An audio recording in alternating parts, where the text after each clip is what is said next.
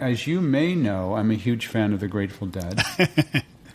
I've seen 83 concerts, and I'm just a huge fan of it. And I wrote a book called Marketing Lessons from the Grateful Dead with my buddy Brian Halligan. Brian is the co-founder and executive chairman of HubSpot, and Brian happens to own Jerry Garcia's Wolf guitar, which is worth many millions of dollars. It's perhaps the most valuable guitar in the world. And this week I had a chance to bring the guitar up to a show in Vermont, and it was just super nice to be able to curate this amazing instrument for a couple of days and allow the musicians to play it both at the show itself as well as the next day.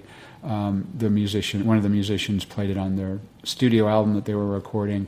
And it's also awesome for the fans. So it was nice for me, but it was also nice that Brian lent this guitar for the musicians to be able to play and lent this guitar for the fans to be able to appreciate. I think it's just super nice. It's not just a guitar that's sitting on the wall in a man cave. It's a guitar that everyone can experience. Yeah, and I think that is an incredible gesture. And you did something similar, right, with the Modulus Black Knife? Is that correct? Yeah, good memory. So I have a Bob Weir guitar. It was used in about 100 shows in the mid-1980s. And I actually brought that guitar with me as well up to this show. So they're playing two Grateful Dead instruments at this. And there's a band that plays Grateful Dead music, of course.